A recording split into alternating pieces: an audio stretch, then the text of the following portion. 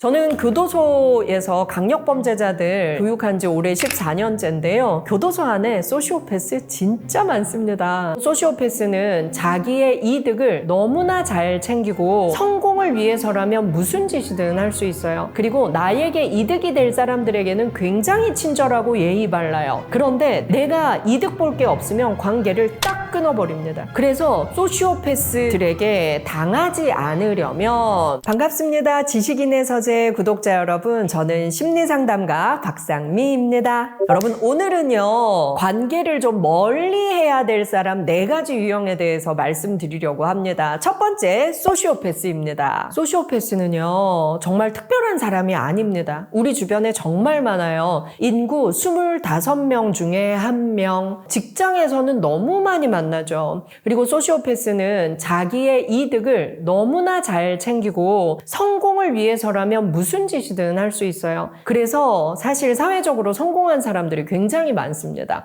그리고 나에게 이득이 될 사람들에게는 굉장히 친절하고 예의 발라요. 그래서 상대는 이 사람이 소시오패스라는 걸 전혀 모를 수도 있어요. 내가 힘과 권력과 뭔가를 가지고 있는 동안에는 판단하기가 어렵습니다. 그런데 내가 만약에 좋은 직장에 높은 사람으로 있을 때 그 사람 나한테 너무 잘했어요. 세상 제일 좋은 사람인 줄 알았어요. 그런데 퇴직함과 동시에 아예 연락 한 통도 없습니다. 완전히 버려지는 거죠. 내가 이득 볼 게 없으면 관계를 딱 끊어버립니다. 그리고 약속도 되게 잘 어겨요. 왜냐하면 나에게 더 이득이 되는 일을 먼저 해야 되기 때문이죠. 그래서 소시오패스를 잘 구분하는 것은 굉장히 중요합니다. 왜냐하면 구분하지 못하면 굉장히 상처받게 되고 자존감에 치명타를 입기 때문입니다. 그리고 우리 주변에 너무 많기 때문에 구별할 줄 아는 눈이 있어야 당하지 않는다라는 겁니다. 저는 교도소에서 강력범죄자들 교육한 지 올해 14년째인데요. 교도소 안에 소시오패스 진짜 많습니다. 교화는 거의 안 된다라고 저는 봅니다. 왜냐하면 자기는 아무 문제 없다고 생각하기 때문이에요. 그래서 사실 사기꾼 중에 소시오패스가 되게 많아요. 나의 이득을 위해서 상대를 착취하는. 근데 사기꾼 아니어도 우리 주변에 너무 많아. 내 가족 중에도 있어요. 우리 왜 뉴스 이런 데서 연예인들 뉴스 보면서 좀 봤을 텐데요. 내 형제가 소시오패스인 경우 사실 꽤 있거든요. 그래서 보면 이래요. 경제적으로 형제인데도요. 끊임없이 희생을 강요하면서 착취해요. 너무 힘들다고 돈 빌려가서 안 줘요. 자기는 자기 할 거 다 해요. 그러면서 이 동생의 희생은 당연하다라고 생각을 하는 거죠. 그리고 끊임없이 가스라이팅을 합니다. 내가 너 도와준 사람이야. 내가 다 관리해 줄게. 너는 내 말만 들으면 돼. 형제니까 또 착한 형제는 무조건 믿고 다 맡긴 거죠. 나중에 보면 통장에 내 건 없어. 그리고 형은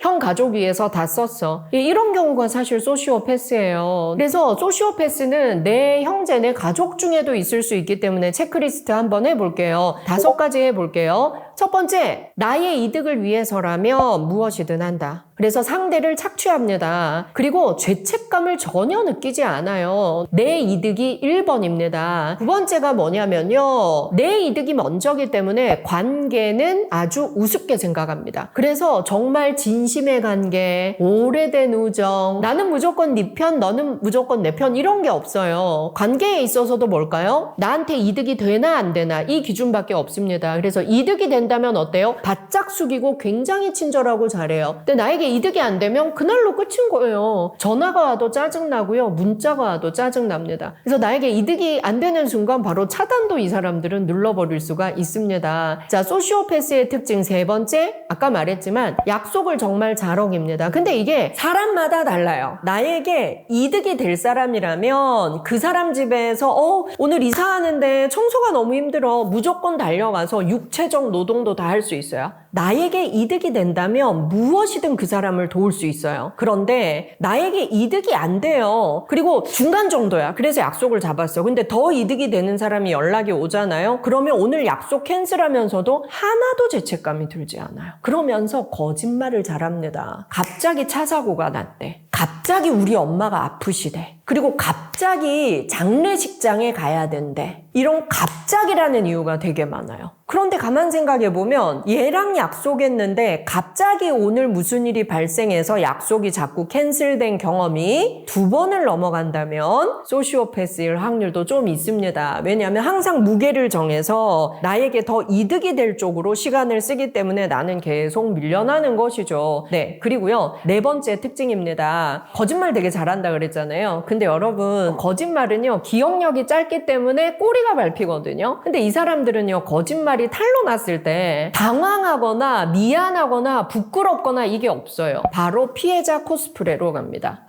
나 사실 그때 왜 너한테 거짓말 할 수밖에 없었냐면 나 진짜 이런 더 큰 일이 있었거든. 그래서 정말 그럴 수밖에 없었어. 내가 오히려 위로받아야 될 불쌍한 사람으로 피해자 코스프레를 해요. 그리고 내가 만약에 막 누구 욕을 했어. 제가 소시오패스인데 막 누구 욕을 했어요. 근데 이제 그걸 들켰어요. 그래서 너 내 험담회 때문에 왜 그랬냐? 라고 공격하면 사실은 그게 아니라 나도 희생자야. 그 말 사실은 그때 내가 한 게 아니라 A라는 사람이 거기서 네 욕을 진짜 많이 했어. 이 사람이 정말 많이 하고 다녔어. 그런데 내가 그 옆에 있었을 뿐이야. 나도 희생자야. 이런 식으로 말이죠. 그래서 여러분, 자, 이 소시오패스들은 정말 두뇌도 좋아요. 두뇌가 IQ 말하는 게 아니라 자기의 거짓말을 만들어내고 거짓말을 숨기고 타인을 이용하고 나의 이득을 착취하는 지능이 높다는 거죠. 그 다음 마지막 특징입니다. 5번째 뭘까요? 양심의 가책이 전혀 없고요. 거짓말을 해도 그게 진실이라고 믿습니다. 이게 문제예요. 그래서 한치의 부끄러움도 없어요. 그래서 이 사람들은요. 거짓말 탐지기에서도 거짓말이 잘 안 나와요. 그래서요. 자, 만약에 저 사람 소시오패스고 내가 누명 썼잖아요. 근데 내가 누명 쓰고 끝나는 경우도 많아요.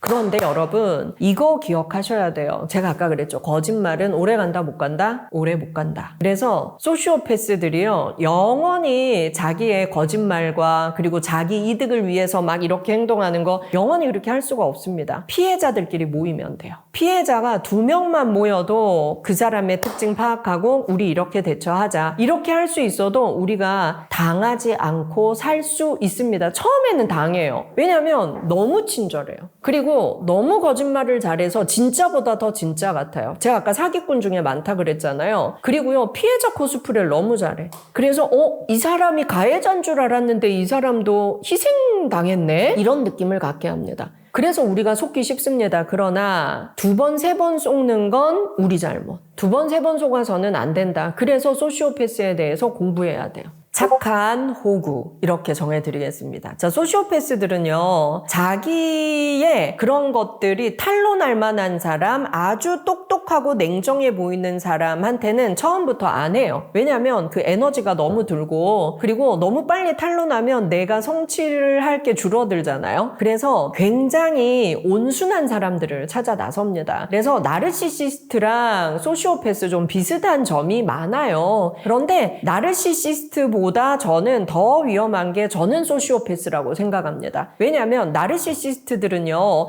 내가 1인자 되겠어, 성공하고 말겠어 막 여기까지는 가지 않아요. 그냥 내가 옳고 내가 예찬 받아야 되고 나의 조정대로 사람들이 움직이면 좋겠고 그냥 이 정도예요. 그래서 굉장히 스트레스를 많이 주죠. 하지만 소시오패스는요 자기의 이득을 위해서는 무슨 짓이든 할 수 있는 좀 더 무서운 사람이라고 저는 생각을 합니다. 그래서 소시오패스들에게 당하지 않으려면 나의 착함도 지혜로운 착함이어야 돼요. 우리가 만만한 착함은 나에게 진짜 피곤해요. 만만한 착함은 그냥 호구인 거예요. 그냥 다 당하고 만신창이 되고 그리고 내가 병신이야 자책하고 자빠져서 울고 결국은 나만 정말 손해보고 끝나는 거예요. 근데 지혜로운 착함은 뭐냐면 착하고 좋은 사람들한테는 한없이 착하게 사세요. 너무 행복하잖아요. 그런데 이렇게 나를 착취하고 타인을 이용하고 자기 이득만 챙기는 사람에게는 착할 필요가 없다는 겁니다. 그래? 너 내가 만만해 보이나 보다? 근데 나 지금 너 깨뚫어 보고 있거든. 웃고 있지만 그런 단호한 눈빛을 보낼 줄 알아야 돼요. 그래서 소시오패스들은요, 말 없는 사람을 좀 무서워해요. 표정 없는 사람을 좀 무서워해요. 그리고 살짝 웃으면서 나 지금 네가 무슨 수를 쓰고 있는지 보이는데, 이런 눈빛 있죠. 이런 눈빛 제일 무서워합니다. 그래서 소시오패스들이 진짜 잘하는 게 뭐냐면 자기에게 이득이 안 되고 또 자기를 좀 오해하거나 자기를 이제 좀 꿰뚫어 본 사람이 있는 것 같다. 이럴 때는요, 굉장히 두려움을 느껴요. 그래서 나한테 와서 그 사람을 막 욕해요. 자기 편을 만들려고 엄청 노력해요. 그래서 누군가에게 자기가 좀 들켰어요? 그러면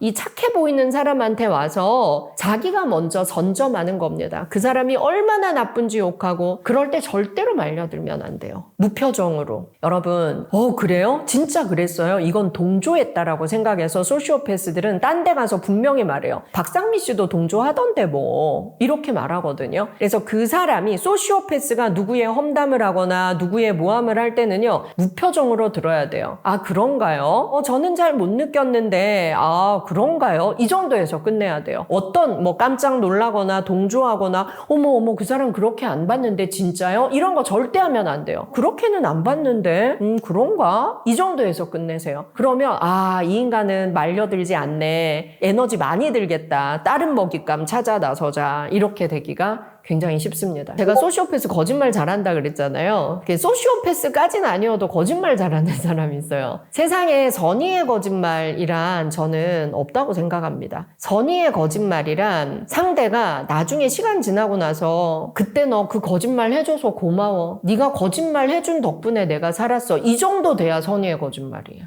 그래서 사소한 거짓말을 잘하는 사람들이 있어요. 친구 간에도. 왜 자꾸 사소한 거짓말 했냐 물어보면 미안해서 막 이래요. 말도 안 되는 거예요. 그래서 연인인데 이 사람이 사소한 거짓말을 잘해요. 큰 거짓말은 아닌데. 그럼 저는 딱 헤어지라 그래요. 그 사소한 거짓말이 쌓여서 신뢰가 정말 없어지는 거거든요. 그래서 사소한 거짓말이라도 좀 거짓말을 잘해, 뭔가 숨기는 게 많아, 이런 사람들 저는 좀 거리 멀리하라 라고 하고 싶고요. 또 시기 질투 많은 사람, 이건 소시오패스엔 속하지 않아요. 근데 시기 질투 많은 사람과 함께 있으면 기 다 빨려요. 여러분, 누군가가 되게 질투날 때가 있어요. 그러면 주변에 말을 해요.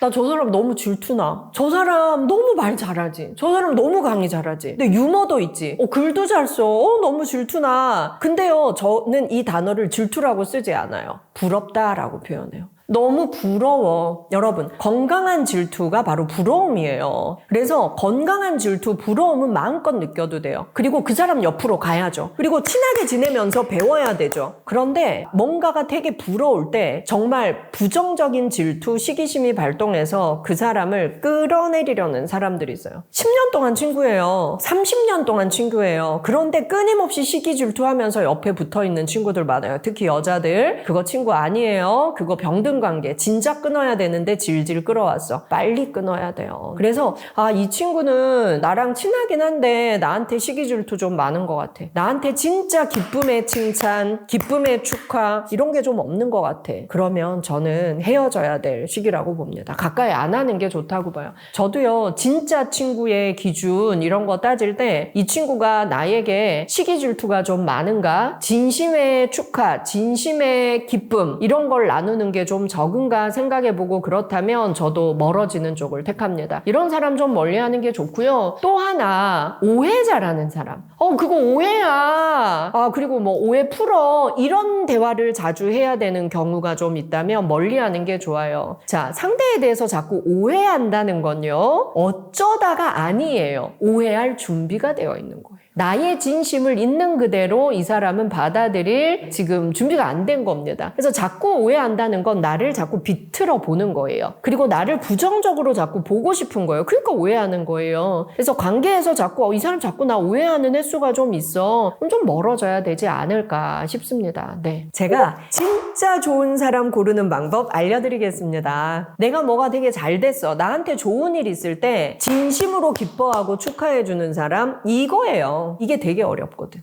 형제 자매는 좋은 일 생기면 무조건 축하하고 기쁠 것 같죠. 근데 그거 아니에요. 제일 시기 질투가 많은 관계 중에 하나가 형제 자매이기도 합니다. 그래서 우리가 비슷하게 컸어요. 환경이 비슷했어요. 똑같은 거 먹고 자랐어요. 비슷한 거 있고. 근데 언니는 정말 부잣집에 시집 잘 가서 행복하게 잘 살아. 근데 나는 정말 나랑 언니랑 비슷한데 나는 너무 아닌 남자를 만나서 너무 불행하고 경제적으로도 어려워. 언니랑 멀어지는 경우 되게 많아요. 시기 질투. 언니가 날 도와줘도 안 입고 와. 그리고 언니가 나한테 돈을 줘도 이거밖에 안 줘. 누구 무시해? 막 이런 마음이 들어. 시기 질투란 아무리 가까운 사이에도 많이 일어날 수가 있거든요. 그런데 저는 진짜 좋은 관계의 기준이 그거예요. 그 사람이 나보다 잘 됐을 때, 그 사람이 진짜 좋은 인생의 잭팟이 터졌을 때, 내가 진짜 내일처럼 너무 기쁘고 내가 너무 축하하고 있다 이러면 우리 관계 너무 좋은 관계인 거예요. 그리고 정말 저 사람은 축하해주고 좋아해줄 줄 알았는데 아닌 경우 많다. 그런 경우는 우리가 진심의 관계가 아니었구나. 근데 평소에는 그냥 대면 했어. 근데 너무 축하해주고 너무 좋아해주는 사람이 있어요. 그럼 저는 미안해요.